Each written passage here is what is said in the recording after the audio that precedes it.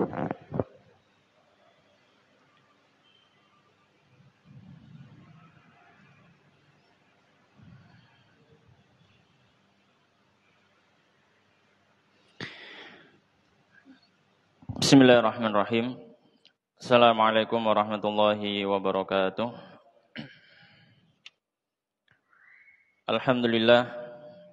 Alhamdulillahilladzi hadana li hadza wa ma kunna linahtadiya laula an hadanallah. Wa asyhadu an la ilaha illallah wahdahu la syarikalah wa asyhadu anna Muhammadan abduhu wa rasuluh sallallahu alaihi wa ala alihi wa ashabihi ajma'in. Ya ayyuhalladzina amanu taqullaha haqqa tuqatih wa la tamutunna illa wa antum muslimun. Amma ba'd. Allahumma subhanaka la ilma lana illa ma 'allamtana innaka antal alimul hakim. Wa tub 'alaina innaka antat tawwabur rahim. Rabbi shrah li sadri wa yassir li amri wahlul 'uqdatan min lisani yafqahu qawli. Allahumma amin. Ma'asyiral muslimin, jamaah rahimani wa rahimakumullah. Alhamdulillah malam hari ini kita diberikan kesempatan oleh Allah Subhanahu wa taala untuk bermajelis, untuk berkumpul dalam rangka tafaquh fiddin, dalam majelis yang mulia yang di dalamnya dibacakan hadis-hadis Nabi sallallahu alaihi wasallam, dibacakan sabda-sabda Rasulullah sallallahu alaihi wasallam, yang mana majelis yang di dalamnya disebutkan hadis-hadis Nabi sallallahu alaihi wasallam ini termasuk majelis yang paling mulia dan paling penuh barokah yang ada di muka bumi ini dibandingkan dengan tempat duduk yang lainnya. Dan banyak sekali yang disebutkan oleh para ulama tentang keutamaan duduk di dalam majelis yang dibacakan di dalamnya hadis-hadis Nabi. Paling dasar minimal ketika berada di majelis yang dibacakan hadis-hadis Nabi sallallahu alaihi wasallam, orang akan terdorong untuk bersalawat kepada Nabi sallallahu alaihi wasallam. Sedangkan salawat kepada Nabi sallallahu alaihi wasallam keutamaannya sangat luar biasa. Salawat kepada Nabi sallallahu alaihi wasallam diperintahkan langsung oleh Allah Subhanahu wa taala di dalam Al-Qur'an. Diperintahkan oleh Nabi sallallahu alaihi wasallam. Juga disampaikan oleh para ulama yang setelahnya tentang keutamaan salat kepada Nabi sallallahu alaihi wasallam. Dan malam hari ini kita masih melanjutkan membaca hadis-hadis yang berkenaan dengan fikih yang kita mengambil dari kitab Umdatul Ahkam yang ditulis oleh Syekh Abdul Ghani Al-Maqdisi Al-Hambali rahimahullah taala. Yang mana kita masih membaca hadis-hadis yang berkenaan dengan taharah atau bersuci. Dan pada pembahasan yang sebelumnya kita membaca sampai hadis yang keempat dari kitab Umdatul Ahkam. Insyaallah kita akan melanjutkan malam hari ini membaca hadis yang kelima. Bismillahirrahmanirrahim. Qala al-musannif rahimahullahu taala wa nafa'ana bi ilmihi fid dunya wal akhirah wa adkhalahu fasiha jannatihi. Allahumma amin. Hadis yang kelima, an Abi Hurairah radhiyallahu taala anhu, dari sahabat Abu Hurairah radhiyallahu taala anhu, anna Rasulullah, bahwasanya Rasulullah sallallahu alaihi wasallam qaal, beliau bersabda, la yabullanna ahadukum fil ma'id da'imil ladzi la yajri thumma yagtasilu minhu. La yabullanna, janganlah sekali-kali kencing, ahadukum, seorang dari kalian, fil ma'id da'imi, di air yang tenang, maksudnya di air yang diam. Alladzi, yang la yajri, tidak mengalir. Tsumma, kemudian yaghtasilu, dia mandi, minhu, darinya. Wa fi riwayatin li Muslimin, dan dalam riwayat Muslim Rasulullah sallallahu alaihi wasallam bersabda, la yaghtasil ahadukum, la yaghtasil, janganlah mandi, ahadukum, salah seorang dari kalian, fil ma'id da'im, di dalam air yang tenang, air yang tidak mengalir, wa huwa junubun, sedangkan dia dalam kondisi junub. Maka di sini ma'asyiral muslimin, jamaah rahimani wa rahimakumullah, Hadis ini diriwayatkan oleh sahabat yang mulia, sahabat Abu Hurairah radhiyallahu taala anhu. Yang mana sahabat Abu Hurairah ini sudah cukup terkenal, dan pada hadis yang sebelumnya kita sudah bahas sedikit tentang biografi beliau. Maka kita langsung melihat kepada hadis yang disampaikan. Dalam riwayat Bukhari Muslim, Nabi SAW menyampaikan, la yabulanna ahadukum. Janganlah kencing salah seorang dari kalian fil ma'id daim, di air yang tidak mengalir. Maksudnya daim itu adalah air yang tidak mengalir, dan ini ditafsirkan oleh Nabi SAW alladzi la yajri, yang tidak mengalir. Jadi al-ma'ud daim itu adalah air yang tidak mengalir. Dari teks ini, sebagaimana disampaikan oleh Nabi SAW, la yabulanna ahadukum fil ma'id daim alladzi la yajri. Janganlah seorang itu kencing pada air yang tidak mengalir. Maka di sini perlu kita ketahui, ma'asyiral muslimin jamaah rahimani wa rahimakumullah, bahwasanya hukum asal kencing pada air yang tidak mengalir sebagaimana disebutkan oleh para fuqaha, itu hukum asalnya adalah haram, tidak diperbolehkan. Air yang tidak mengalir, kemudian kita kencing pada air tersebut, hukumnya adalah haram. Akan tetapi di sini para fuqaha memberikan perincian, karena air itu terbagi menjadi dua, ya. Air yang sedikit dan air yang banyak. Air yang sedikit dan air yang banyak. Ya. Maka kalau air itu sedikit itu apa? Sebagaimana dalam hadis, ya, hadis yang lain Nabi SAW menyebutkan tentang kullatain, ya. Idza balagal ma'u kullatain lam yahmil al-khabath. Kalau air itu sudah mencapai 2 kullah, tidak akan terpengaruh dengan najis selama tidak berubah, gitu ya.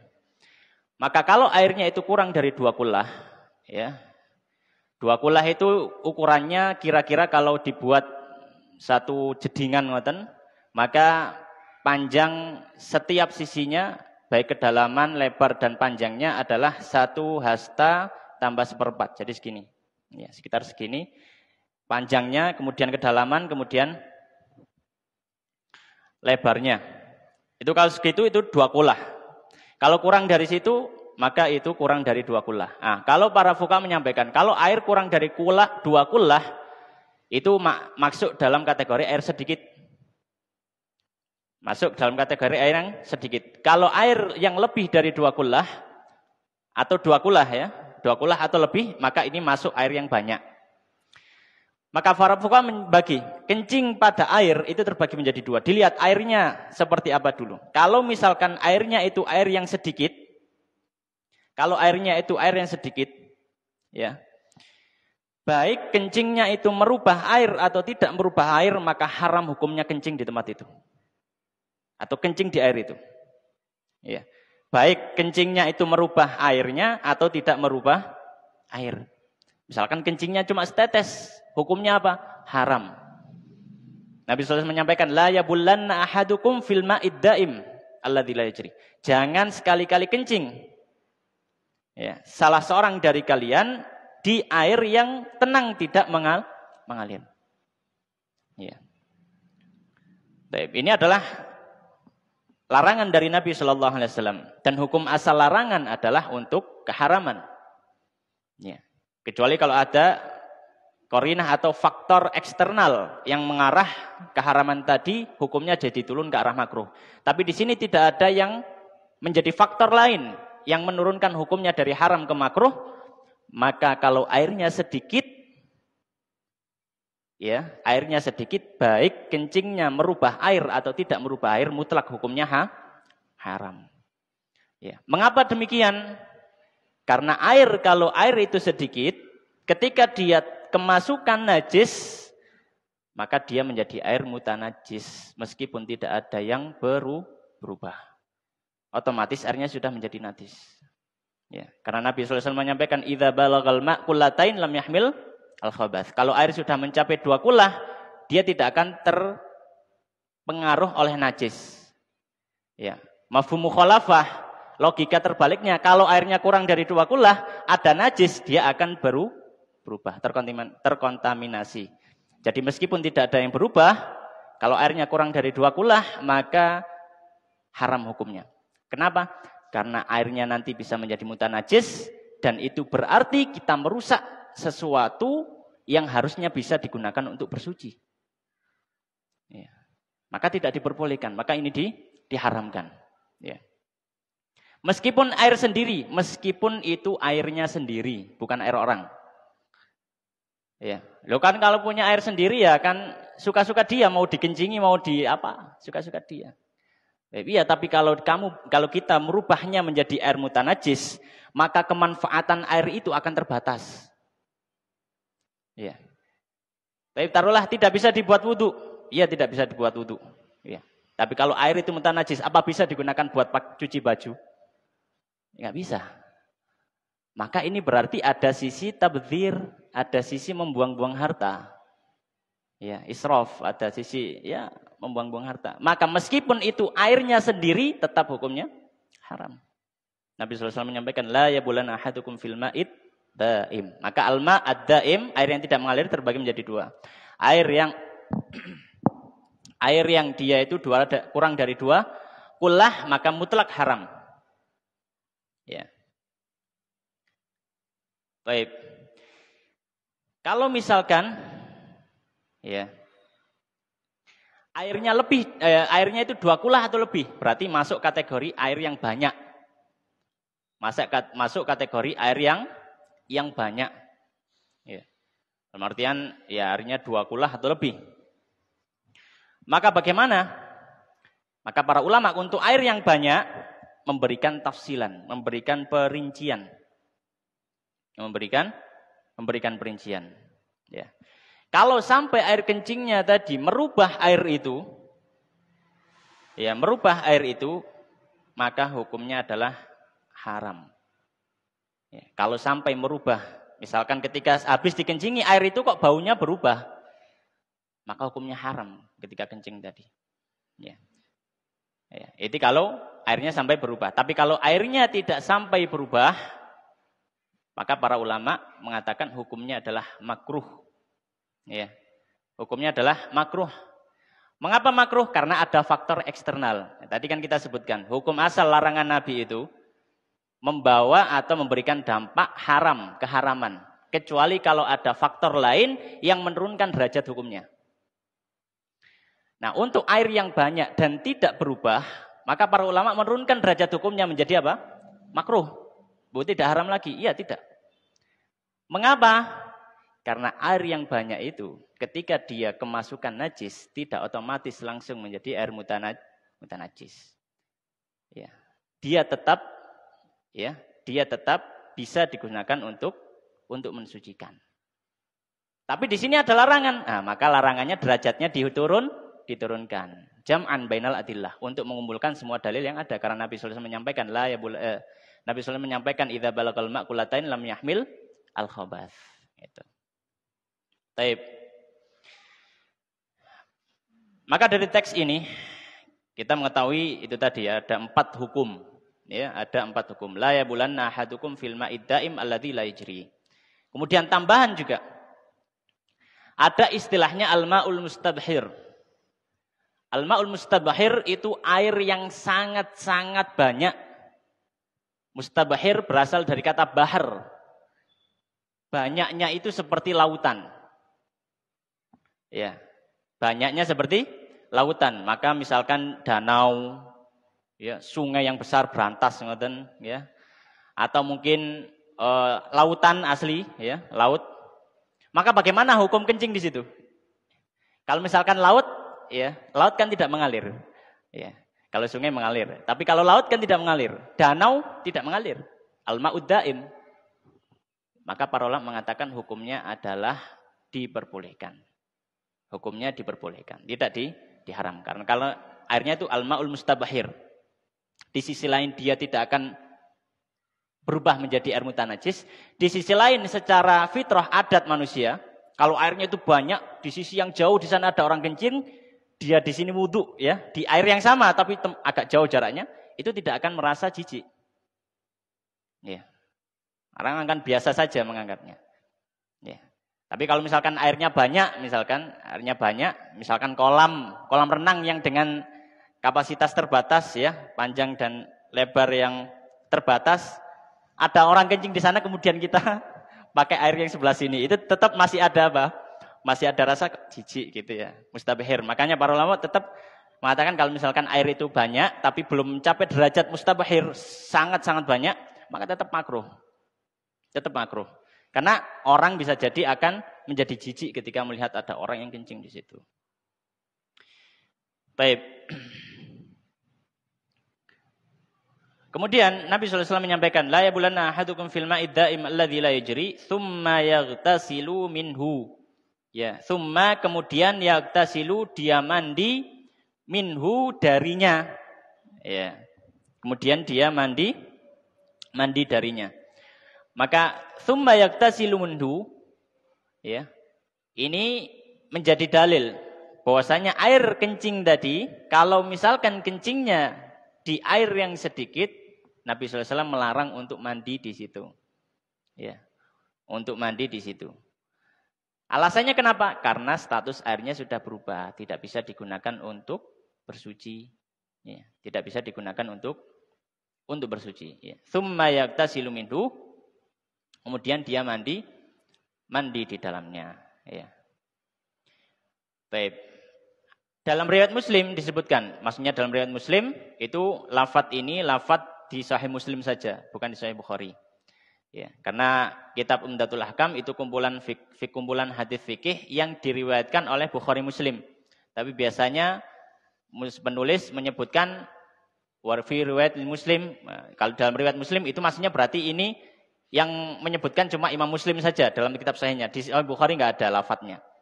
Kalau dalam lafadz Muslim disebutkan la yaktasil ahadukum fil ma'id daim, janganlah mandi salah seorang dari kalian fil ma'id daim, di air yang diam. Maksudnya al-ma'ud daim yang tidak mengalir, wa huwa junubun, sedangkan dia dalam kondisi junub. Baik. Kalau dalam riwayat Muslim ini maka ada pelajaran, ya, bahwasanya ada pelajaran sebagaimana disebutkan oleh para fuqaha, air musta'mal itu tidak bisa digunakan untuk bersuci kembali. Air musta'mal, maksudnya air musta'mal itu apa? Air musta'mal itu adalah air yang sudah melekat pada anggota bersuci yang wajib. Air yang sudah pernah melekat pada anggota bersuci yang wajib. Maka ini disebut air musta'mal. Kalau air musta'malnya wudu, maka misalkan orang membasuh wajah, kemudian dari wajah tadi ada air yang menetes, ini disebut air musta'mal. Ya. Bukan air yang tersisa di wadah, bukan. Tapi itu air musta'mal. Syaratnya air musta'mal itu harus menempel dulu pada anggota tubuh yang wajib. Ya, yang wajib. Baik, kalau mandi, mana anggota tubuh yang wajib untuk terkena air? Seluruh tubuh. Seluruh tubuh. Maka Nabi SAW menyebutkan, la yaktasil ahadukum fil ma'id daim. Maksudnya janganlah mandi di air yang diam ini, maksudnya jangan yandghamis, jangan mencelupkan diri. Sedangkan airnya itu tidak mengalir. Jangan mencelupkan diri di air yang tenang, sedangkan dia dalam kondisi apa? Junub. Otomatis kalau dia masuk ke dalam air yang dia air itu tenang, tidak mengalir, ya. Kemudian dia dalam kondisi junub, maksudnya niat untuk mandi besar, maka air semua yang di situ menjadi mustakmal. Karena semuanya, ya, karena air itu menyentuh bagian tubuhnya, dan semua air itu masih bersambung satu sama lain. Maka otomatis ketika dia naik, maksudnya habis mencelupkan diri, kemudian dia naik gitu ya, mentas, maka airnya jadi air mustakmal. Ya, airnya jadi air mustakmal. Dan air mustamal tidak bisa digunakan untuk bersuci kembali. Ya. Dengan syarat airnya itu kurang dari 2 kullah.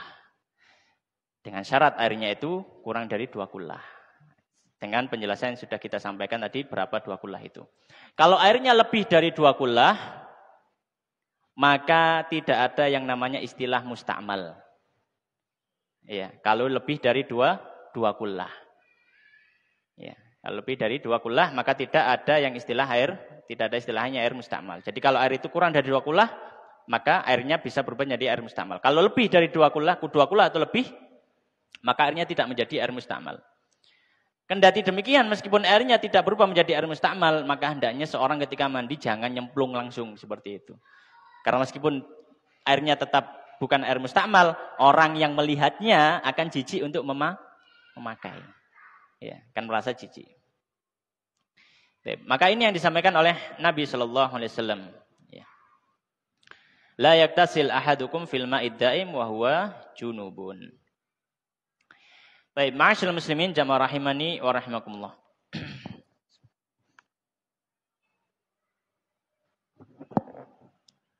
Kemudian hadis yang berikutnya, hadis yang ke-6. Hadis yang ke-6 ini membahas tentang najis mughalladhah.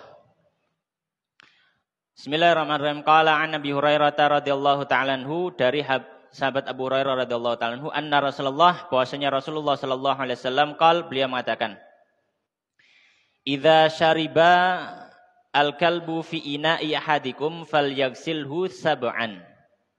Idza ketika syariba minum al-kalbu anjing fi ina'i ahadikum di dalam wadah salah seorang dari kalian, falyaghsilhu sab'an, maka hendaknya dia mencuci balik ke ina, maksudnya cucilah wadah tadi sab'an 7 kali.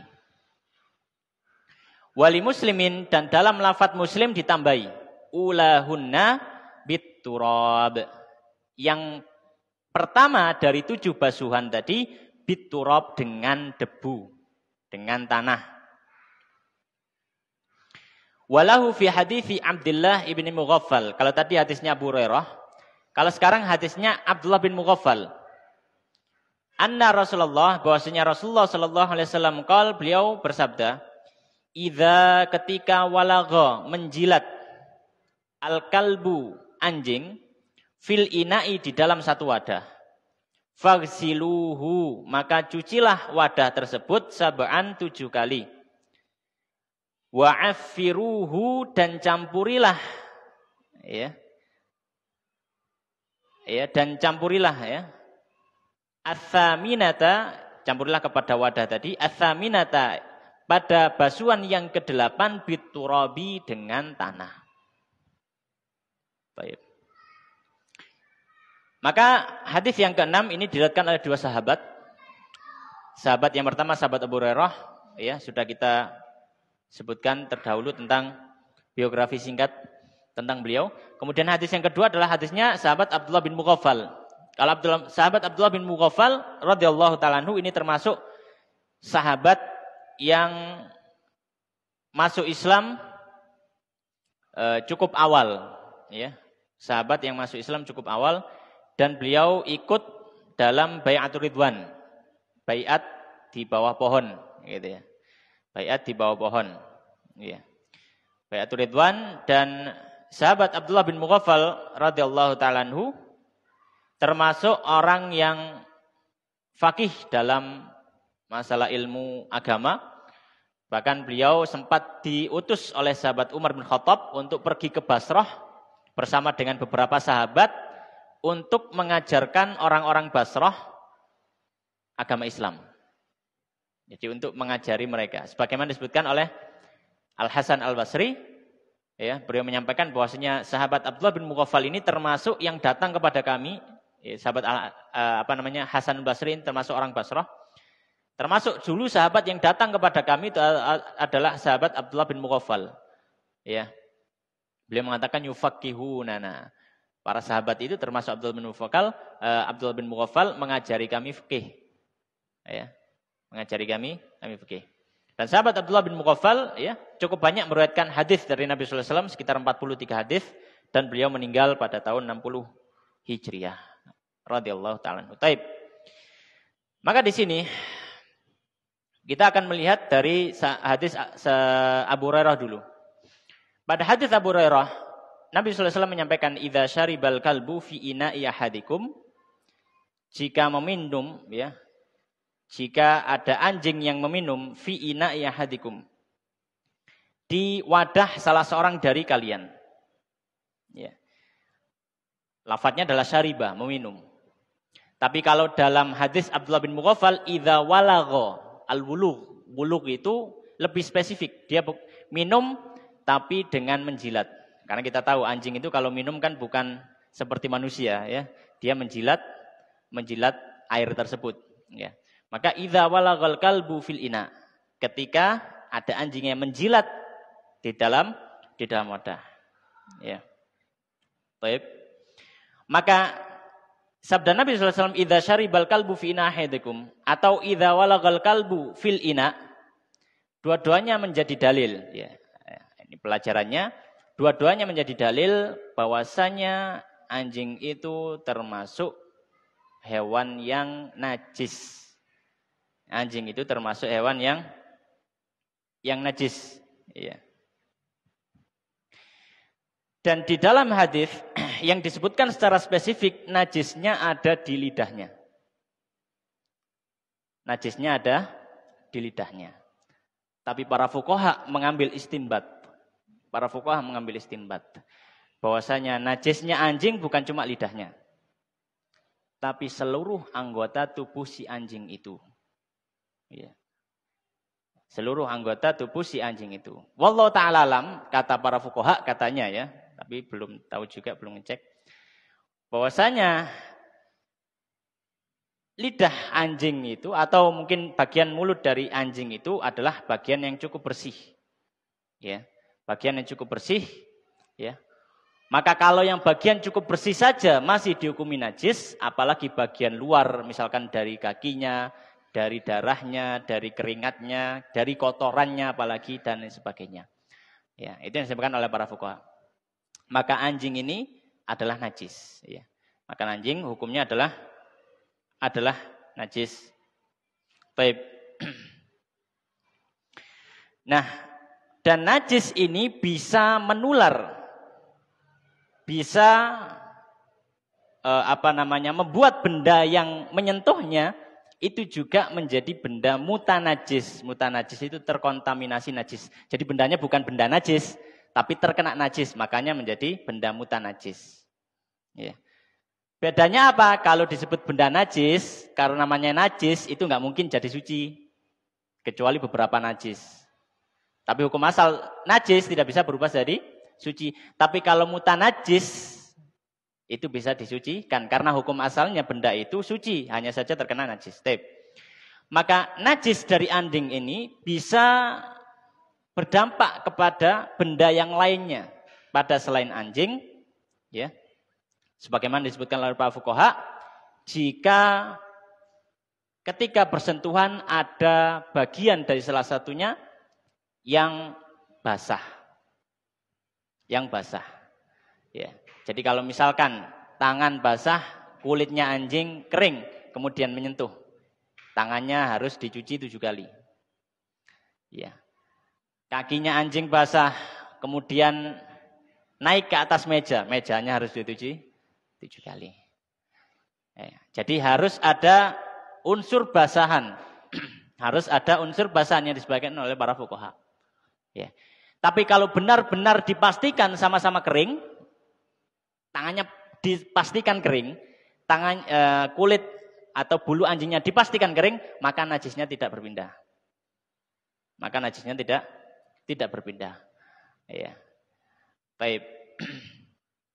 Maka di sini kita tahu bahwasanya anjing adalah hewan yang najis. Ya, hewan yang najis.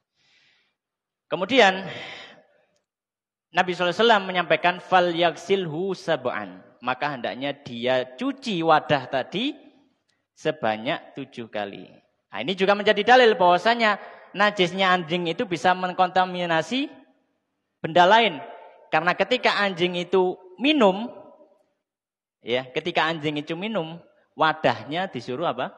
Mencuci. Wadahnya disuruh mencuci. Ya. Padahal mungkin anjing tidak menjilat wadahnya, tapi menjilat air yang ada di dalamnya. Tapi karena air itu berada dalam wadah, maka wadahnya terkena najis juga. Ya. Baik. Bahkan dalam riwayat yang lain, ya disebutkan dalam riwayat yang lain, dalam riwayat Sahih Muslim, ya, bahwasanya sampai Nabi SAW memerintahkan kalau anjing minum dari satu tempat, kemudian nyisakan airnya buang. Sudah air mutanajis sudah terkontaminasi najis, kena najis gitu. Falyaksilhu sab'an, maka cucilah 7 kali. Maka sabda Nabi SAW, falyaksilhu sab'an, cucilah 7 kali. Ini menjadi dalil bahwasanya najisnya anjing itu bukan najis biasa. Dan para fuqaha memberikan istilah pada najis yang bukan biasa ini, najis mughalladhah. Mughalladhah berasal dari kata taghlidh. Ya. Taghlidh maknanya bertumpuk-tumpuk. Najisnya bukan najis biasa, tapi najis yang double. Dilihat dari sisi apa taghlidnya atau doublenya? Dilihat dari cara mensucikannya. Kalau najis biasa, cara mensucikannya cukup sampai hilang benda najisnya. Cukup sampai hilang benda najisnya, maka sudah suci. Tapi kalau najisnya anjing, setelah bendanya hilang tetap disuci 7 kali. Tetap dicuci 7 kali. Ya. Falyaksilhu sab'an, maka cucilah sebanyak 7 kali. Ya. Kalau dalam hadisnya Abdul bin Mughaffal, faksiluhu sab'an, maka cucilah wadah tadi sebanyak 7 kali. Baik. Maka di sini menjadi dalil sebagaimana yang sudah kita sebutkan, bahwasanya najisnya anjing adalah najis mughalladhah dan harus 7 kali, tidak boleh kurang.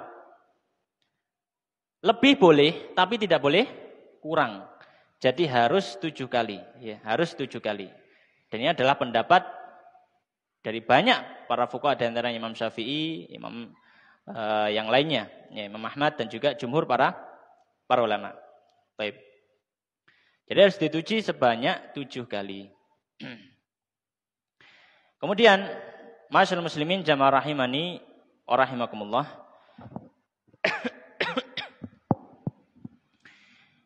Lanjutannya, wali muslimin, dan dalam riwayat Muslim, ulahunna biturab. Pada basuhan yang pertama itu dengan tanah. Kalau dalam teksnya hadis Abdullah bin Mughaffal, wa'affiru, ya. Wa'affiru atsaminata biturab. Affiru ta'fir itu, ya, maknanya disebutkan oleh para fuqaha, ya, itu adalah mencampur, tamzij, ya. Ya, tamriq, ya. Mencampur atsaminata, basuhan yang ke-8 biturab, dengan tanah. Maka di sini ada pelajaran. Wajib dalam membersihkan najis mughalladhah, najisnya anjing, yaitu mencampur air, ya, salah satu basuhannya dengan tanah. Jadi airnya dicampur tanah, kemudian dibasuhkan ke tempat najisnya tadi. Ya. Baik, pada bagian yang mana? Ya, apakah bagian di awal basuhan pertama, basuhan kedua, atau basuhan keberapa? Maka kalau dalam riwayat Imam Muslim, ulahunna biturab, yang pertama itu dengan tanah, basuhan pertama. Ya. Tapi dalam riwayat lain, banyak redaksi. Kalau ada yang mengatakan ulahunna biturab, ada yang ihdahunna biturab, ada yang mengatakan ukhrahunna biturab. Ada yang mengatakan yang pertama, basuhan pertama pakai tanah. Ada yang mengatakan basuhan terakhir pakai tanah. Ada yang mengatakan pokoknya salah satu pakai tanah. Ya. Ala kulli hal, yang penting ada basuhan yang menggunakan tanah minimal sekali. Dan para fuqaha menyampaikan, dan yang utama sebaiknya basuhan yang dengan tanah tadi bukan basuhan yang terakhir. Sebaiknya. Mengapa demikian?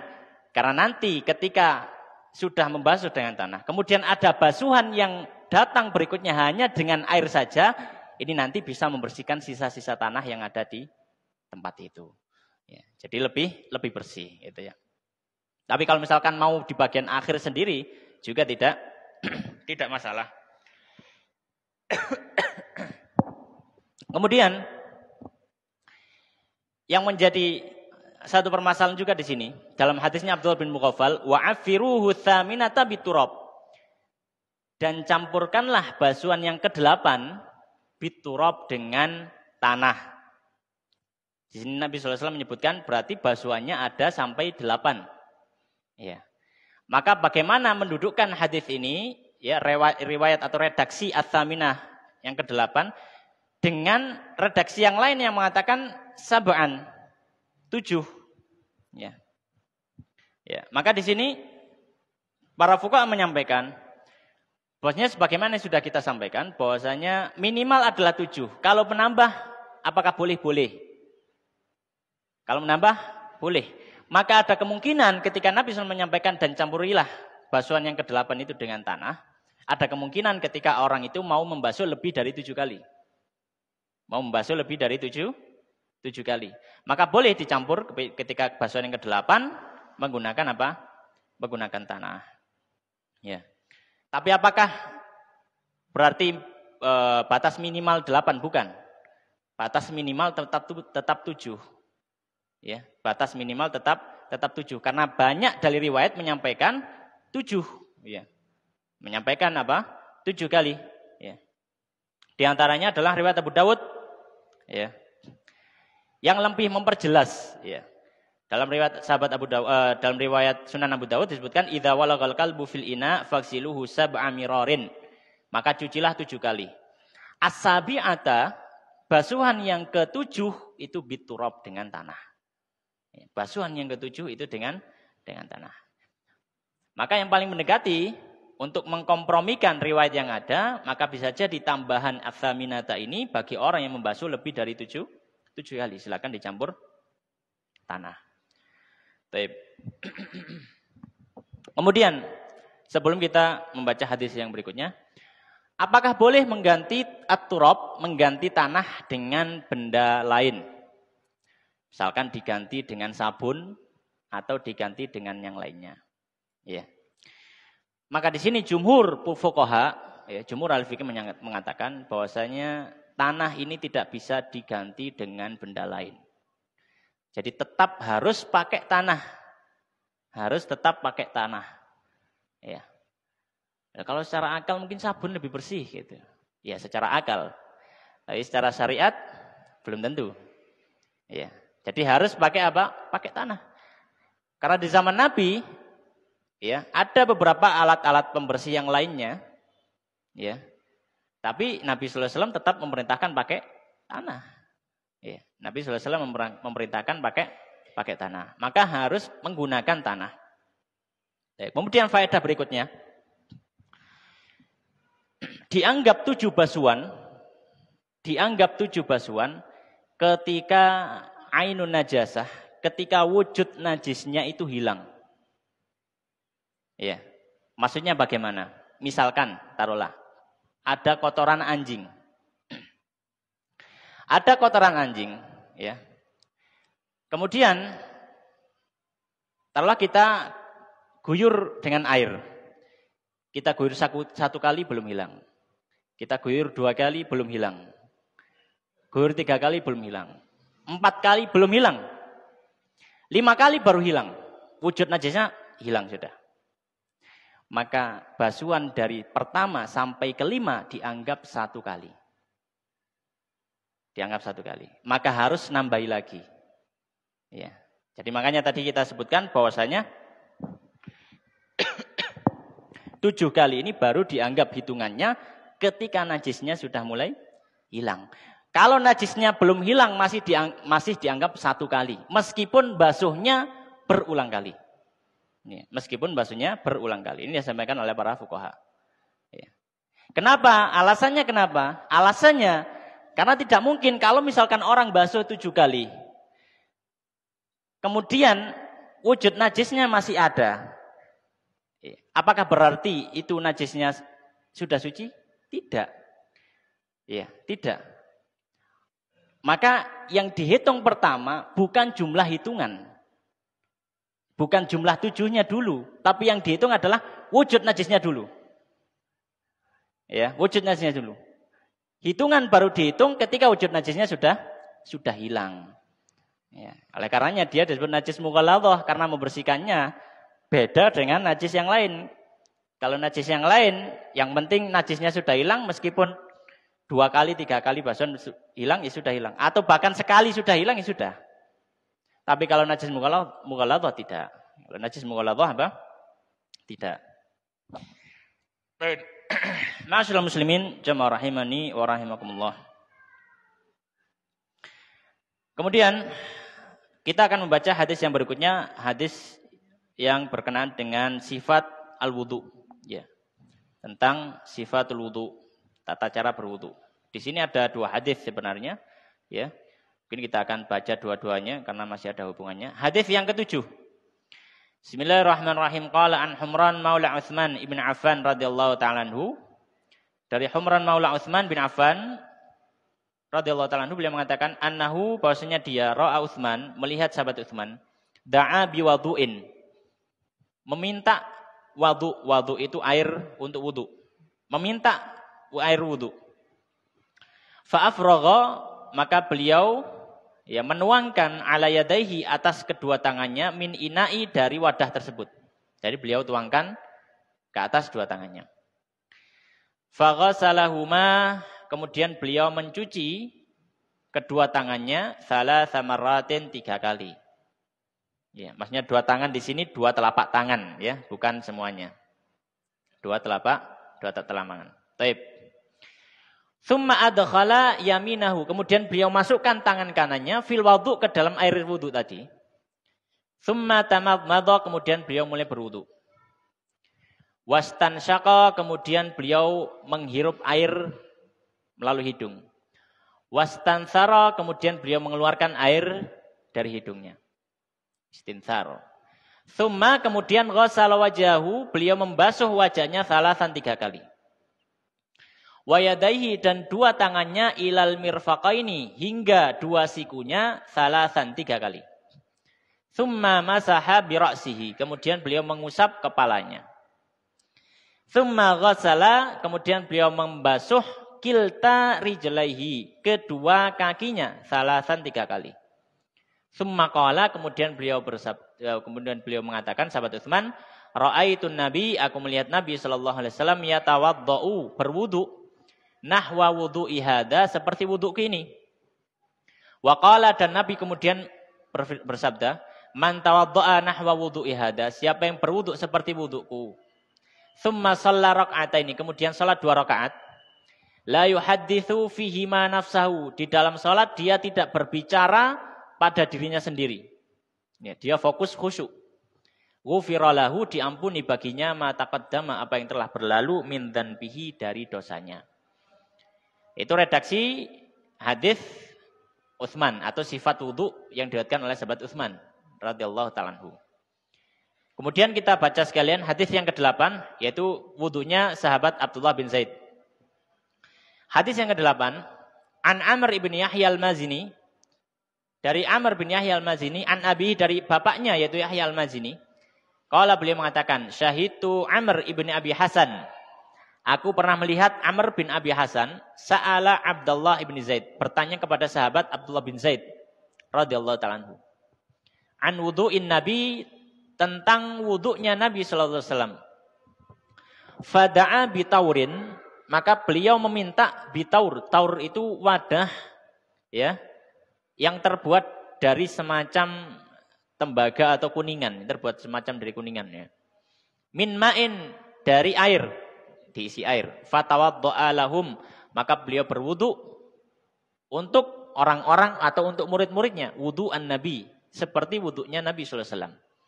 Fa'akfa'a ala yadaihi, maka beliau mengalirkan air, ya, di telapak tangannya, minat tauri, dari wadah tadi. Faghasala yadaihi thalathan, kemudian beliau membasuh tangannya sebanyak 3 kali. Tsumma adkhala yadahu, kemudian beliau masukkan tangannya fitaur, ke dalam wadah. Famadmadha, kemudian beliau berkumur. Wastansyaqa, istinsyak, menghirup air ke hidung. Wastansara, istinsar, mengeluarkan air dari hidung. Salasan 3 kali, bisalasi gharafat, dengan 3 kali cidukan air. Tsumma adkhala yadahu, kemudian beliau masukkan tangannya ke dalam wadah. Faghasala wajahu, kemudian beliau membasuh wajahnya. Tsumma adkhala yadahu, kemudian beliau memasukkan tangannya lagi ke wadah. Faghasala yadayhi marrataini, kemudian beliau membasuh kedua tangannya 2 kali. Ilal mirfaqaini, hingga siku. Tsumma adkhala yadahu, kemudian beliau masukkan lagi tangannya. Famasaha ra'sahu, kemudian beliau mengusap kepalanya. Fa'aqbala bihima wa adbara, kemudian beliau mengusap kepalanya dari depan menuju belakang, ya. Kemudian juga dari depan menuju belakang. Marratan wahidah, sekali. Tsumma ghasala rijlaihi, kemudian membasuh kedua kakinya. Wa fi riwayatan, dalam riwayat yang lain, bada'a bi muqaddami ra'sihi, beliau mulai ketika mengusap kepala dari depan, hatta dhahaba bihima ila qafahu, hingga ke belakang, ke arah tengkuknya. Jadi dari depan, ya, sampai ke belakang ke arah tengkuk. Tsumma raddahuma, kemudian mengembalikan tangannya, hatta raja'a ila makan, jika kembali ke tempat alladzi bada minhu, yang dia memulainya. Maka yang pertama beliau mengusap dari depan ke belakang, kemudian mengembalikan ke depan. Wa fi riwayat, dalam riwayat yang lain, atana Rasulullah, datang kepada kami Rasulullah SAW, fa akhrajna lahu ma'an fit taurin min sufrin. Kemudian Nabi mengeluarkan sebuah air yang berada di wadah terbuat dari kuningan. At-taur shibhut tost. Ya, taur itu adalah wadah, ya. Maka di sini ada beberapa pelajaran yang berhubungan dengan wudu. Insyaallah kita akan sebutkan faedah-faedahnya setelah adzan. Nih, monggo mungkin adzan terlebih dahulu.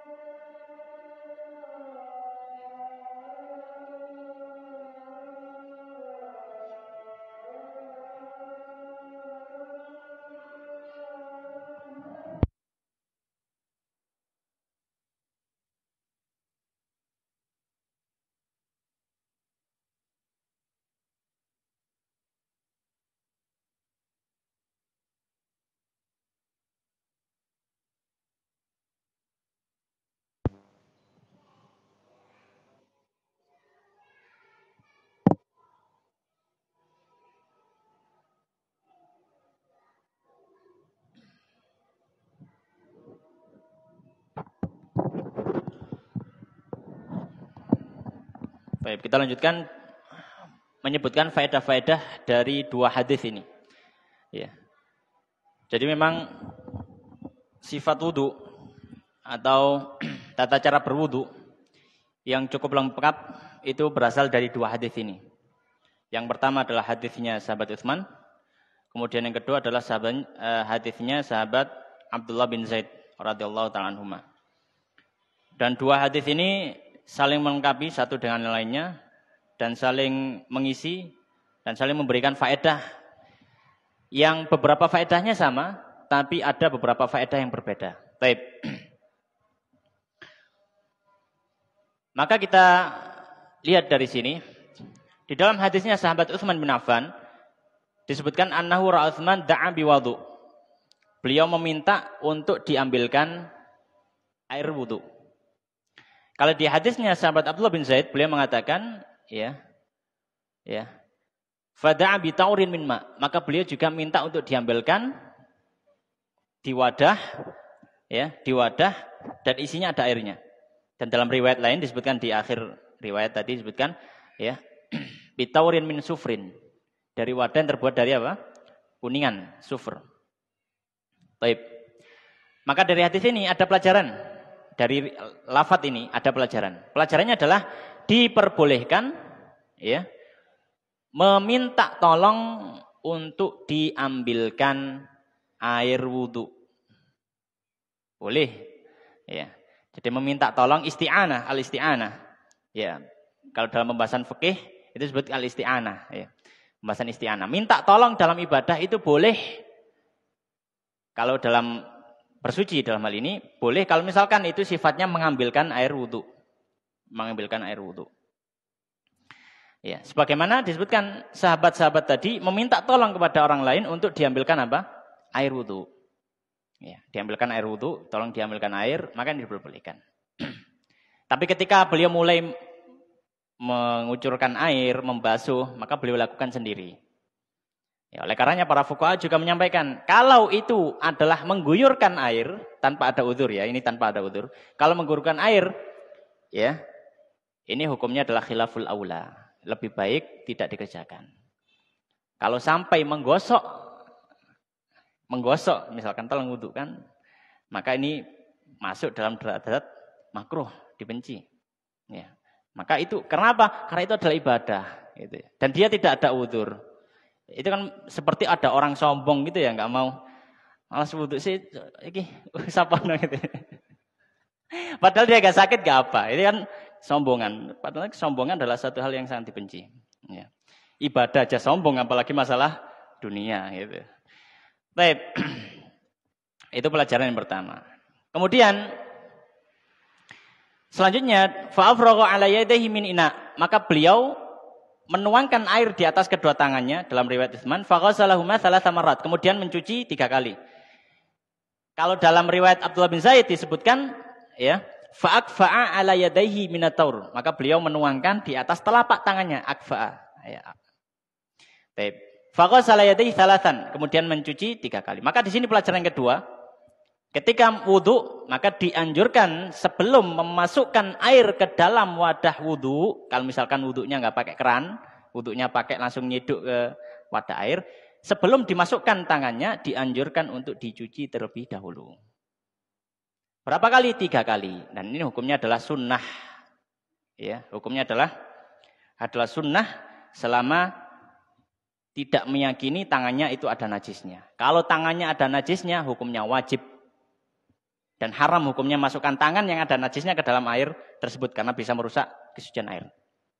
Dan ini sudah kita bahas di sabda Nabi sallallahu alaihi wasallam, "Idza staiqadha ahadukum min naumi fala yakmis yadahu fil ina hatta yaksilahuma thalatha marrat." Kalau bangun dari tidur, jangan langsung celupkan tanganmu, tapi apa? Basuh dulu di luar wadah. 3 kali. Maka ini dipraktekkan oleh sahabat. Ya, jadi sabdanya Nabi itu dipraktekkan oleh sahabat. Faqasalahuma thalatha marrat. Maka di sini ya, pelajaran kedua disunnahkan ketika sebelum berwudu membasuh tangan dulu 3 kali.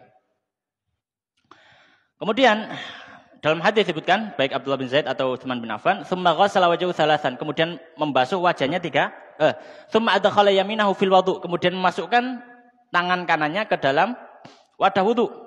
Ya, ke dalam wadah wudu, ya. Tsumma tamadmada, kemudian berkumur, wastansyaqa wastansara, kemudian menghisap air ke hidung kemudian mengeluarkan. Ya. Dan kalau dalam hadisnya sahabat Utsman ini tidak disebutkan berapa kali. Tapi kalau dalam hadisnya Abdul bin Zaid disebutkan, ya, salasan bisalasi gharafat, 3 kali dengan 3 kali cidukan.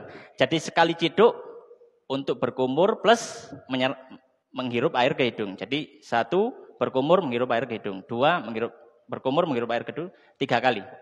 Ya, 3 kali. Maka pada lafaz yang ini ada pelajaran, termasuk hal yang disunahkan, dianjurkan ketika berwudu, ya, sebelum membasuh wajah adalah berkumur terlebih dahulu dan menghirup air ke dalam hidung, kemudian mengeluarkannya. Ya, dan ini termasuk sunnah. Ya, dalam artian kalau sunnah, kalau tidak dilakukan wudunya tetap sah.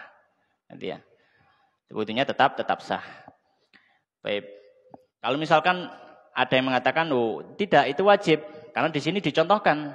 Maka kita katakan semua yang dicontohkan itu tidak dianggap wajib. Ya, karena kaidahnya para usul fikih, kaidahnya para usuliun, para ahli usul fikih mengatakan faedah kewajiban itu tidak bisa langsung diambil dari sebuah perbuatan. Ya. Karena kewajiban itu diambil dari perintah al-amr. Karena kaidahnya al-amr yufidul wujub. Perintah itu memberikan faedah wajib. Dan perintah tidak diambil dari perbuatan. Karena perbuatan seseorang tidak memberikan indikasi itu wajib atau apa. Enggak. Kadang orang melakukannya wajib, kadang melakukannya sunnah, kadang melakukannya ya karena untuk menjadi pengajaran saja. Tapi kalau lafadznya itu perintah, maka ini jelas perintah. Enggak mungkin ada ihtimal kemungkinan lain. Makanya kalau misalkan dari perbuatan tidak langsung serta-merta diambil, ya pokoknya itu seperti ini ya wajib. Tidak. Kalau para ahli fikih agak memperinci. Ya. Baik. Ala kulli hal, tetap dianjurkan untuk berkumur, kemudian menghirup air ke dalam hidung dan mengeluarkannya. Kemudian para fuqaha menyampaikan, untuk berkumur ini, ya, apakah wajib untuk mengeluarkannya? Apakah harus untuk mengeluarkannya? Ataukah kalau misalkan airnya ditelan, tetap dihitung berkumur gitu. Maka para fuqaha menyampaikan, ya, berkumur ini meskipun airnya ditelan, dia tetap dihitung apa? Berkumur. Ya, meskipun airnya ditelan. Ya. Baik. Dan berapa kali? Yaitu 3 kali. Sebagaimana hadisnya Abdul bin Zaid. Dan disunahkan yang utama adalah dengan 3 kali cidukan. Jadi digabung dalam 1 cidukan untuk kumur dan untuk menghirup air ke dalam hidungnya. Kemudian tsumma ghassala wajhahu tsalasan wa yadail marfaqaini tsalasan, ya. Membasuh wajah 3 kali, membasuh tangan 3 kali. Maka di sini jelas ya, ini termasuk tata cara berwudu setelah berkumur dan seterusnya, membasuh wajah, kemudian membasuh tangan. Dan keduanya ini hukumnya wajib.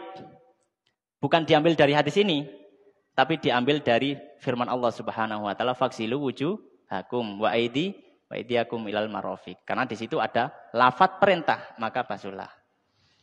Ya. Ataupun di sini praktek contohnya.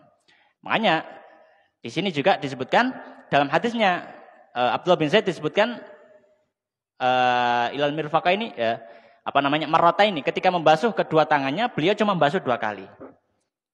Ya. Maka di sini pelajarannya ketika membasuh wajah atau membasuh tangan itu 3 kali adalah yang paling sempurna. Bolehkah kurang dari 3 kali? Tetap sah kalau kurang dari 3 kali. Misalkan 2 kali, ya.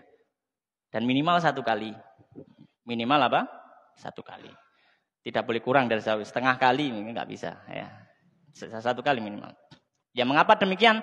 Karena perintah itu memberikan efek cukup dikerjakan sekali. Ya. Jadi kalau misalkan ada orang, misalkan minumlah, maka hukum asalnya ketika ada 1 gelas, dia minum sekali, itu sudah melaksanakan perintah yang pertama tadi. Kalau mau diperintahkan lagi, minumlah lagi. Nah, kemudian baru 2 kali. Jadi, karena Allah memerintahkan faghsilu wujuhakum. Basuhlah wajahmu. Berapa kali? Ya kalau diperintah hukumnya sekali sudah melaksanakan perintah gitu. Tsumma masaha bi ra'sihi, kemudian mengusap kepala. Nah, di hadisnya sahabat Utsman secara umum. Tapi di hadisnya sahabat Abdul bin Zaid agak diperinci. Ya, agak diperinci dengan perincian ketika mengusap kepala, ya, disebutkan di situ. Ya. Famasa rasul faqbala bihima wadbar marratan wahidah. Beliau ya, mengusap kepalanya, ya. Beliau akbala wa adbar, ya.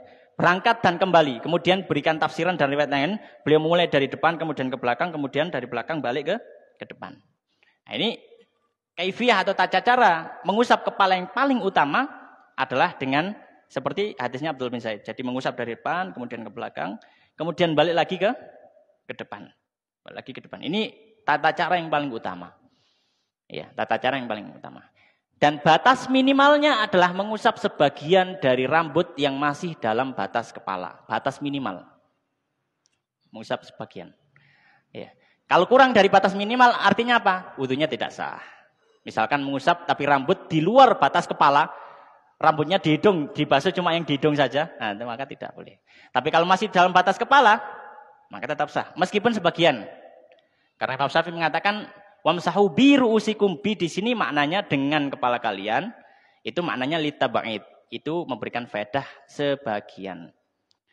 Ya, memberikan faedah sekalian. Karena huruf ba itu terkadang dalam bahasa Arab itu bisa memberikan makna sebagian. Ya. Karena di dalam ayat yang lain misalkan dalilnya apa? Apa di Al-Qur'an ada yang menggunakan huruf ba itu menunjukkan sebagian? Ada. Firman Allah Subhanahu wa taala dalam surat Al-Insan, "Ainan yashrabu biha." Di surga ada satu mata air, yashrabu biha ibadullah. Para hamba Allah itu meminum biha, bi'ain, dengan sumber mata air tadi. Pertanyaannya, ketika meminum menggunakan kata ba, apakah semua mata air itu yang ada airnya itu, semua airnya dihabiskan? Atau mungkin menciduk sekali dua kali kemudian meminum dari air tersebut? Jawabannya adalah sebagian dari air. Bukan satu mata air dientekno kabeh, bukan. Bukan seluruh mata air, tapi mengambil sebagian. Maka terkadang ba itu memberikan lafadz apa? Memberikan faedah sebagian. Karena dalam hadis diperkuat dengan hadis yang lain, Nabi sallallahu alaihi wasallam masaha binasiyatihi wa ala imamatihi. Nabi SAW mengusap sebagian dari kepala bagian depan dan sebagian dari imamahnya. Jadi beliau mengusapnya ya diangkat gini. Jadi imamahnya agak didongakkan kemudian diusap gini. Ini menunjukkan apa? Nabi mengusap sebagian dari kepala. Ala kulli hal tetap kita berusaha melaksanakan yang paling utama yaitu seperti tadi yang dicanangkan oleh sahabat Abdullah bin Zaid. Kemudian disebutkan di sini, "Tsumma ghassala kilta rijlaihi thalathan," yang tata cara yang terakhir adalah membasuh kaki. Kemudian setelah itu membasuh kaki, ya. Di sini tidak disebutkan membasuh telinga, ya. Dalam dua riwayat ini tidak disebutkan membasuh telinga, tapi dalam riwayat yang lain ya disebutkan membasuh telinga. Ya. Kalau membasuh telinga ini hukumnya adalah sunnah. Hukumnya adalah sunnah. Baik. Kemudian membasuh kedua kaki, ya. Kedua kaki, maka membasuh kedua kaki ya sampai mata kaki. Ya, di sini disebutkan umum tsumma ghassala rijlaihi, membasuh dua kakinya. Sampai mana? Nah, diperinci dalam ayat. Ya. Wa arjulakum ilal ka'bain. Kemudian di akhir hadis sahabat Abdullah bin Utsman menyebutkan, aku melihat Nabi SAW berwudu seperti wuduku ini. Kemudian beliau bersabda, siapa yang berwudu seperti wuduku, kemudian sholat 2 rakaat, tidak berbicara dengan dirinya sendiri, ya. Makanya tidak memikirkan hal lain, khusyuk, maka faedahnya diampuni dosa-dosanya yang telah lalu. Maka di sini pelajaran berikutnya, ini adalah dalil tentang disyariatkannya sholat sunnah wudu. Sholat sunnah wudu. Ya, dan sholat sunnah wudu itu jumlahnya adalah 2 rakaat. Ya, 2 rakaat. Dan para fuqaha menyampaikan 2 rakaat ini, ya, boleh dengan niat khusus sholat sunnah wudu, ya. Atau juga termasuk ketika dia melakukan sholat lain selain sholat sunnah wudu, ya. Istilahnya para fuqaha disebutkan yahsulu bihi aslu sunnah. Jadi sudah melaksanakan. Misalkan ada orang wudu, kemudian habis itu masuk masjid. Kemudian setelah itu ingin sholat tahiyatul masjid, ya. Maka sholat tahiyatul masjid ketika dia meniatkan juga sekalian sholat sunnah wudu, maka tetap dihitung. Ya. Karena sifatnya sholat sunnah wudhu ini sifatnya umum, sholat apa saja berlaku. Selama ada niatan bahwasanya dia sekalian sholat sunnah setelah wudhu. Tapi kalau misalkan mau dikerjakan terpisah juga boleh. Sholat sunnah wudhu 2 rakaat. Bangkit lagi sholat sunnah yang lainnya sholat qobliyah misalkan. Atau misalkan setelah masuk kemudian dia sholat sunnah tahiyatul masjid. Kemudian berdiri niat sholat sunnah wudhu. Kemudian berdiri lagi sholat sunnah ba'di qobliyah. Maka ini juga boleh. Tapi kalau misalkan digabung dengan lain maka diperbolehkan. Karena disebutkan di sini man tsumma shalla raka'atain. Kemudian dia salat 2 rakaat. Tidak disebutkan secara spesifik 2 rakaat itu 2 rakaat apa atau pokoknya 2 rakaat. Ya, karena sifatnya ini mutlak. Salat apa saja pun berlaku sebagai salat sunnah wudu, ya. Berlaku sebagai salat sunnah wudu. Baik. Mungkin demikian yang bisa kita bahas pada kesempatan malam hari ini sampai hadis yang ke-8. Insyaallah pada pertemuan berikutnya kita akan bahas hadis yang ke-9. Demikian wallahu taala alam wa sallallahu wa sallim wa barik ala nabiyyina wa habibina Muhammadin wa ala alihi wa ashabihi ajmain. Kita akhiri dengan doa kafaratul majelis. Subhanakallahumma bihamdika asyhadu an la ilaha illa anta astaghfiruka wa atubu ilaik. Wa akhiru da'wana alhamdulillahirabbil alamin. Wassalamualaikum warahmatullahi wabarakatuh.